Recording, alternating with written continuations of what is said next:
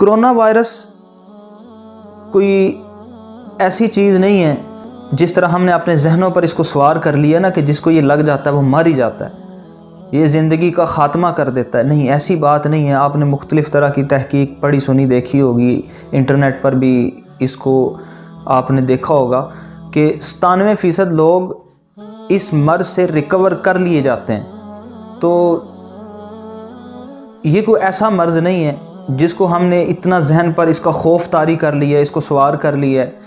تو ہاں، احتیاطی تدابیر ہونی چاہیے، کرنی چاہیے، لیکن اس سے کیسے بچا جا سکتا ہے وہ میں آپ کو ایک طریقہ بتاؤں گا، لیکن اس سے پہلے 2-4 باتیں میں کرنا چاہتا ہوں، اس کے بعد میں آپ کو وہ طریقہ بتاتا ہوں کہ کس طرح ہم اس بیماری کو ہرا سکتے ہیں۔ اس کو اب یوں دیکھیں کہ جب تک کرونا وائرس پاکستان میں نہیں آیا تھا، چائنا میں تھا، اور چائنا والوں نے یہ بتایا کہ اس سے بچنا اس طرح ممکن ہے کہ ہم ماسک پہن لیں، ہم تھوڑے تھوڑے وقفے کے بعد اپنے ہاتھ منہ دھوتے رہیں۔ تو ہم نے باقاعدہ انٹرنیٹ پر ایک پوری تحریک چلائی مسلمانوں نے کہ دیکھیں اسلام کی حقانیت ثابت ہو گئی ہے، کہ اسلام نے 1400 سال پہلے ہی بتا دیا تھا مسلمانوں کو کہ آپ 5 وقت وضو کریں، نماز پڑھیں، کھانا کھانے سے پہلے ہاتھ اور منہ دھو لیں، کھانا کھانے کے بعد ہاتھ اور منہ دھو لیں۔ تو یہ دیکھو اسلام سچا مذہب ہے۔ آج یہ کہہ رہے ہیں ماسک پہنیں، اسلام نے 1400 سال پہلے بتا دیا کہ پردہ کرنا چاہیے۔ تو یہ وہ ساری باتیں تھیں جب تک کرونا وائرس پاکستان میں نہیں آیا تھا، تو اس وقت تک ہم اسلام کی حقانیت کا پرچار کر رہے تھے۔ آج یہ پاکستان میں آیا تو ہمارے سارے نظریات بدل گئے، ہمارا عقیدہ، یقین، سب کچھ بدل گیا۔ ہم نے اعلان کر دیا کہ مسجدوں میں بھی نہ جائیں، حالانکہ اسلام کی تاریخ اٹھا کر دیکھیں، وبائیں پہلے بھی آئی ہیں، یہ پہلی دفعہ نہیں آئی، یہ اس دنیا میں پہلی آنے والی وبا نہیں ہے، اس سے پہلے بڑی بڑی وبائیں آئی ہیں، لیکن یہ اسلام کی تاریخ ہے۔ ہمارے اکابرین باقاعدہ لکھ کر گئے ہیں کہ جب بھی ایسی کوئی وبا پھیلتی تو ہم مسجد کی طرف جاتے،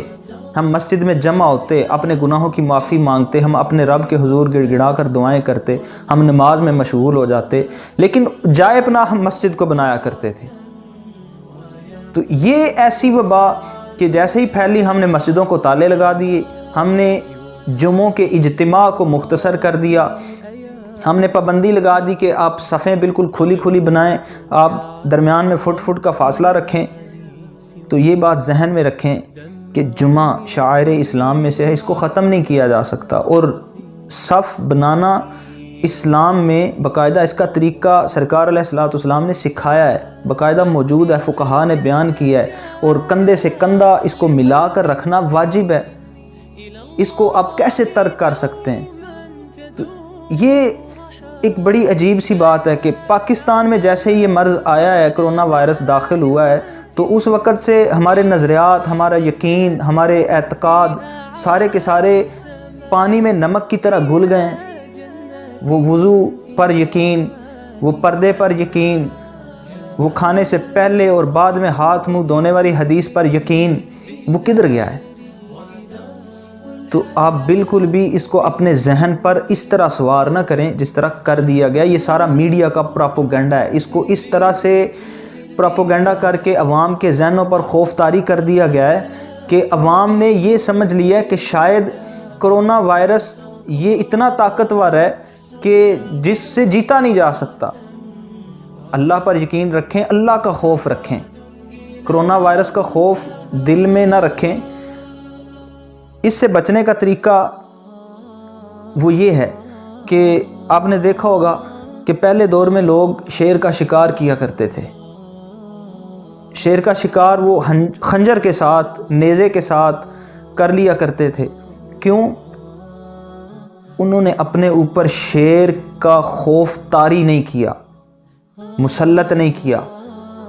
ان کے ذہن میں یہ بات بیٹھ گئی تھی کہ میں شیر سے جیت سکتا ہوں، میں اس سے لڑوں گا اور اس کو ہرا لوں گا۔ اور کتنے کتنے وحشی جانور تھے جن کا شکار انسان اپنے ہاتھ سے کیا کرتا تھا، صرف اس کے اندر خوف نہیں تھا، وہ انسان بالکل ہمارے جیسا انسان تھا، اس کے بھی 2 ہاتھ تھے، اس کے کوئی 4 ہاتھ نہیں تھے، اس کے کوئی 4 پاؤں نہیں تھے، اس کی کوئی 4 آنکھیں نہیں تھیں، وہ ایسا ہی ڈھانچہ رکھتا تھا، لیکن اس نے اپنے اوپر خوف کو طاری نہیں کیا۔ تو اس بیماری کو ہم نے اپنے اوپر اس کے خوف کو طاری کر لیا ہے، جس کی وجہ سے ہم ان حالات کا شکار ہو گئے ہیں، ہم نے سب کچھ بند کر دیا ہے۔ تو یہ بات ذہن میں رکھیں، انسان کبھی بھی بیماری سے اس وقت تک نہیں ہارتا جب تک وہ ہار مان نہیں لیتا۔ اب ایسے کئی میں نے مریض دیکھے ہیں اپنی زندگی میں، میرے تجربات ہیں کہ 2 مریض ایسے میں جانتا ہوں جو اس دنیا سے جا چکے ہیں، ان کو جب تک پتہ نہیں تھا، ان کے گھر والوں کو پتہ تھا، مریض کو پتہ نہیں تھا کہ ان کو کینسر ہے، گھر والوں نے بات چھپائے رکھی، لیکن کسی طریقے سے اپنی رپورٹس کے ذریعے یا ڈاکٹر کے ذریعے یا باہر سے کسی بندے نے بتا دیا کہ آپ کو کینسر ہے، تو وہ بندے چند مہینوں میں مرتے ہوئے دیکھے ہیں۔ صرف انہوں نے اپنے اوپر ایک خوف طاری کر لیا تھا کہ مجھے کینسر ہو گیا، اب میں نہیں بچوں گا۔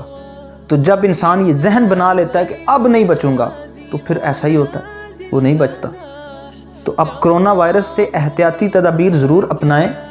آپ ماسک پہن لیں، باہر جانے سے پہلے بھی ہاتھ منہ دھو کر جائیں، گھر آ کر ہاتھ صابن سے، سینیٹائزر سے، جس طرح آپ مناسب سمجھتے ہیں دھو لیں، اور ہسپتالوں میں آنا جانا کم رکھیں،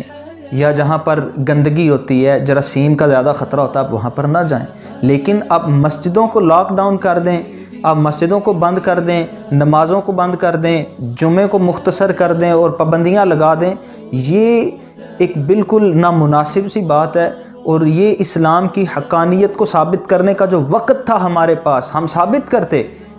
کہ ہم اسلام کے اصولوں پر، سرکار علیہ الصلوۃ والسلام نے جو ہمیں سنتیں بتائی ہیں، ہم ان پر عمل کر کے دیکھ لیں، اس بیماری کو اپنے قریب بھی نہیں آنے دے رہے۔ یہ وقت تھا، لیکن ہم یہ لیکچر، یہ واعظ، یہ تقریریں اس وقت کرتے تھے جب تک یہ بیماری ہم دور سے دیکھ رہے تھے۔ جب پاکستان میں آئی، ہم سارا ایمان ایقان کھو کر بیٹھ گئے۔ تو اس لیے بیماری آتی ہے، امتحان ہوتا ہے، لوگ بیماری سے مر بھی جاتے ہیں، جس کی موت بیماری سے لکھی ہے، وہ اب کیسے کیسے حادثے ہوتے ہیں، لوگ تیسری چوتھی منزل سے گر جاتے ہیں، بچ جاتے ہیں، کیوں؟ ان کی موت گرنے سے نہیں لکھی تھی۔ تو حضرت سیدنا خالد بن ولید،